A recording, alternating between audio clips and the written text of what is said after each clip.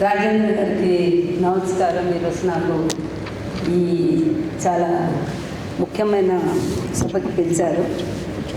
ఒక 2 నిమిషాలు పరిచయం చేసుకుంటాను. నా పేరు రత్నప్రభ, 81 బ్యాచ్, కర్ణాటక కార్డర్. నేను ఒక విచిత్రమైన పరిస్థితిలో ఉన్నాను. జన్మభూమి ఏమో హైదరాబాద్, కర్మభూమి ఏమో కర్ణాటక.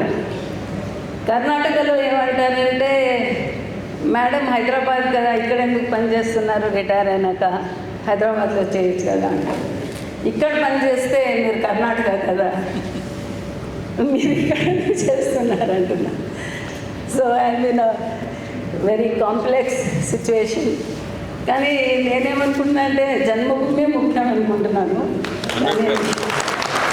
సో ఈరోజు రాజేంద్ర గారు, నేను బెంగళూరులో యాక్చువల్లీ ఒక ఫంక్షన్లో ఉన్నాను, మీరు తప్పకుండా రావాలన్నాను. టిపికల్ హైదరాబాద్, తొందరగా లేయడం అంటే కష్టం నాకు. సో ఫ్లైట్ రీషెడ్యూల్ చేసుకొని వచ్చాను. ఈరోజు మనం ఏం మాట్లాడుతున్నామంటే తెలంగాణ ఆకాంక్షలు వేదిక అంటే పెట్టుకున్నాం. నాకు ఇంకో ప్రాబ్లం ఉంది. కన్నడ మాట్లాడుతుంటే తెలుగు వస్తుంది, తెలుగు మాట్లాడుతుంటే కన్నడ వస్తుంది. అంటే చాలా క్లోజ్ నెట్ లాంగ్వేజెస్ అవి. 3 నిమిషాలు చాలా తక్కువ, అసలు 5 నిమిషాలు చేస్తాను. కృష్ణప్రసాద్. సో ఏమంటే రాజేంద్ర గారికి నిజంగా చెప్పాలంటే మనం అంత అవసరం లేదు. ఈ నోస్ ఎవ్రీథింగ్. ఆయనకి అంత తెలుసు. నేను లాస్ట్ టైం ఒక ఫంక్షన్లో చెప్పాను, ఐ వాంట్ రిపీట్ దట్. ఏంటంటే చూడటానికి చిన్నగా ఉంటారు కానీ హీఈస్ అ టాల్ మ్యాన్ అని చెప్పి. So I always say that he is a tall man.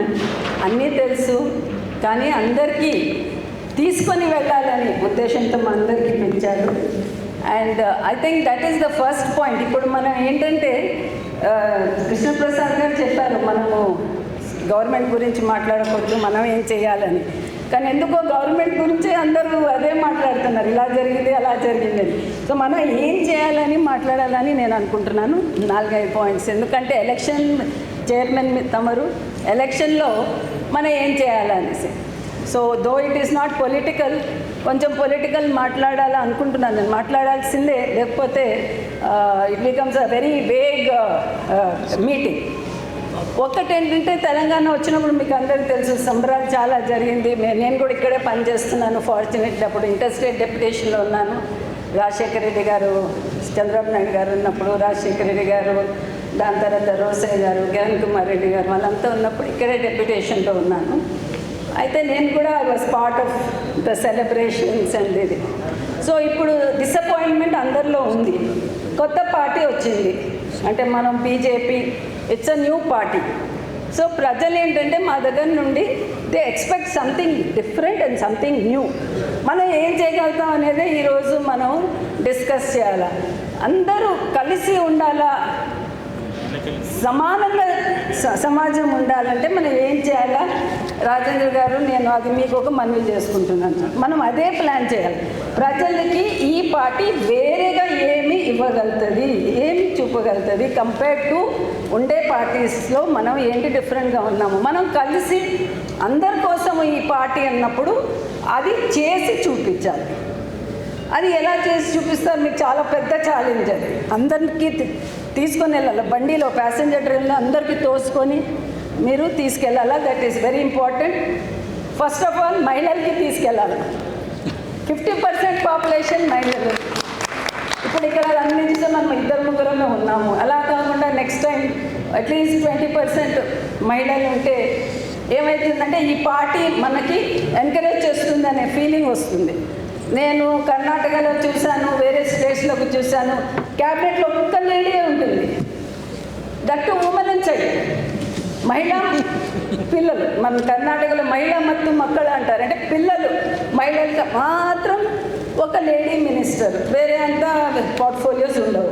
So కామన్గా మనం మహిళలకి ఒకటి అన్ని రంగాల్లో సపోర్ట్ చేస్తున్నారు. ఎందుకంటే నా సెల్లో, మొబైల్లో చాలా వరకు బీజేపీ మహిళా గ్రూప్స్ ఉన్నాయి.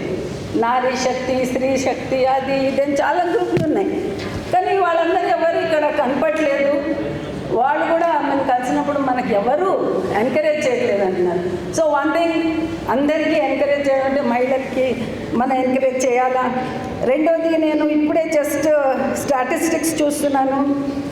మన తెలంగాణలో OBC 48%, OBCs, Dalit 17%, tribals 11%, general category only 23%. So మనం ఇంత పర్సంటేజ్ ఆఫ్ ఓబీసీస్ ఉన్నప్పుడు, అంత ఓబీసీస్లో ఏబిసిడి కేటగరైజేషన్ ఉంది. వాళ్ళందరికీ మీరు ఎలా తీసుకెళ్తారు, వాళ్ళు ఎలా ఒక పొజిషన్ ఇస్తారు, ఇవన్నీ మీరు చూసుకోవాలా.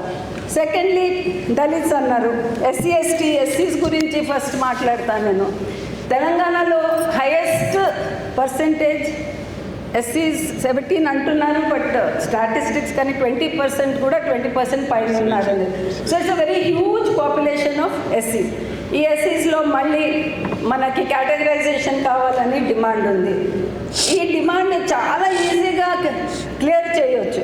నేను నాకు 5 నిమిషాలు ఇచ్చారు, అందుకే నేను డీటెయిల్గా చెప్పట్లేదు. కానీ సుప్రీంకోర్టు అరుణ్ మిశ్రా జడ్జ్మెంట్లో క్లియర్గా చెప్పారు, ఓబీసీస్లో ఏబిసిడి ఎలా కేటగరైజ్ చేశారో అలానే ఎస్సీ ఎస్టీస్లో కూడా మీరు కేటగరైజ్ చేయొచ్చు అని వాళ్ళు ఒక supreme court judge Arun Mishra judgment ఉంది. సో ఆ జడ్జ్మెంట్ తీసుకొని మనం we have the political will, ఆ కేటగరైజేషన్ చేయొచ్చు, అందరు హ్యాపీగా ఉండొచ్చు. దాని తర్వాత మన how many minutes Krishnaprasad?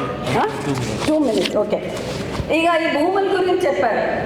Dharani portal is the main cause. మీకు తెలుసు కదా, ధర్నీ అనేది ఒక సాఫ్ట్వేర్ ఇంట్రడ్యూస్ చేసేది అవసరమే లేకుండా ఆ ధర్నీ పోర్టల్ ఇంట్రడ్యూస్ చేసి మన జస్టిస్ గారు చెప్పినట్టు 50 లక్షల కేసులు ఆ పోర్టల్ వల్లనే వచ్చింది. మీరు వచ్చిన వెంటనే ఆ పోర్టల్ ఒకటి అబాలిష్ చేసేసేయండి. తర్వాత అసైన్ భూములు ఉన్నాయి. అసైన్ భూములు ఇచ్చిందే ఎస్సీ, ఎస్టీ, బీసీ, బీద వాళ్ళకి ఇచ్చారు అగ్రికల్చర్ చేయడానికి. ఈ అసైన్ భూములు కూడా ఏంటంటే డెవలప్మెంట్ పేరుతో ఫస్ట్ ఊర్లో ఏముందని చూసేసి అసైన్ భూములు తీసేసుకుంటున్నారు. అది కూడా దాని మీద కూడా మీరు దృష్టి పెట్టండి. దాని తర్వాత ఎంప్లాయ్మెంట్ గురించి మాట్లాడుతున్నారు. మీరు క్లియర్గా స్టేట్మెంట్ ఇవ్వండి, వేకెన్సీస్ ఎన్ని ఉన్నాయి చూసి. ప్రతి సంవత్సరం public service commission regular recruitment ఉంటుంది అని మీరు ఒక స్టేట్మెంట్ ఇవ్వండి. ఎందుకంటే రిక్రూట్మెంట్ 4 సంవత్సరాల వరకు 5 సంవత్సరాలు కాలేదు. ఇప్పుడు ఎలక్షన్ వస్తుందని రిక్రూట్మెంట్ స్టార్ట్ చేశారు. సో ఇలాంటివి ఏంటంటే వాట్ ఆర్ ద డెఫిషియన్సీస్ అని చూసి మీరు ఏమంటారు, ఒక మేనిఫెస్టో, క్యాలెండర్ తయారు చేస్తే ఏమవుతుందంటే వీళ్ళు ఏదో మార్పు తెస్తున్నారు, వీళ్ళతో మేము ఉంటే మనకి లాభం జరుగుతుంది అనేది ప్రజల్లో భావన రావాలా. ఫస్ట్ ఆఫ్ ఆల్ అందరికీ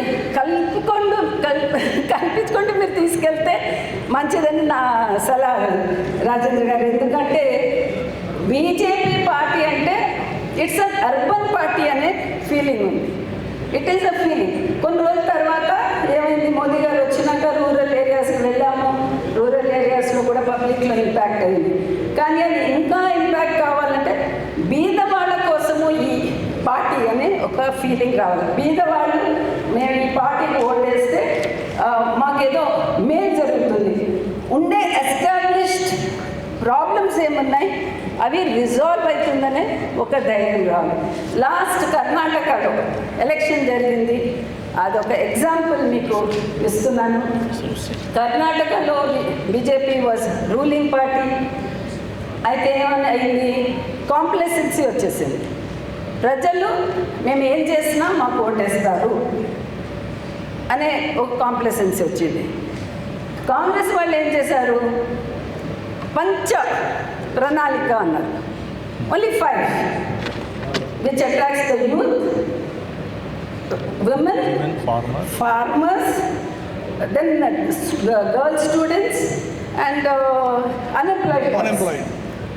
ఇదే ఫోకస్ చేశారు. ఇప్పుడు కష్టపడుతున్నారు, అది వేరే విషయం.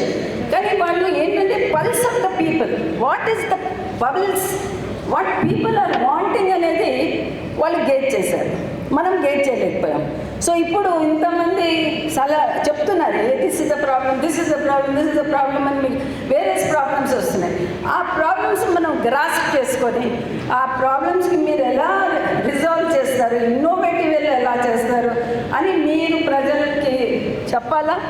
దాంతో మీరు ఏం చేయాలంటే ప్రతి ఈ కేటగిరీస్ చెప్పాను కదా, అందరి క్యాండిడేట్స్కి టికెట్లు ఇవ్వాలి. That is very important.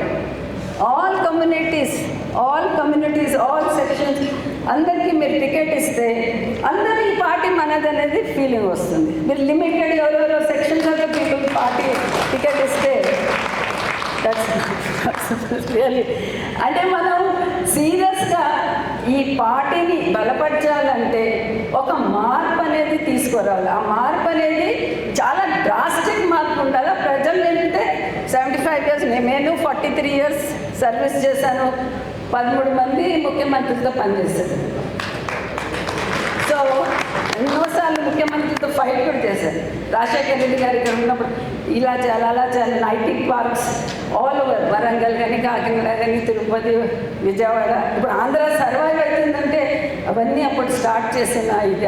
అంటే we have to go out of the box. అదే మీరు చేయగలుగుతారు. తర్వాత మాలాంటి వాళ్ళందరికీ మీ టీంలో పెట్టుకోండి, అంతే. అందరికీ ఇన్వాల్వ్ చేయండి.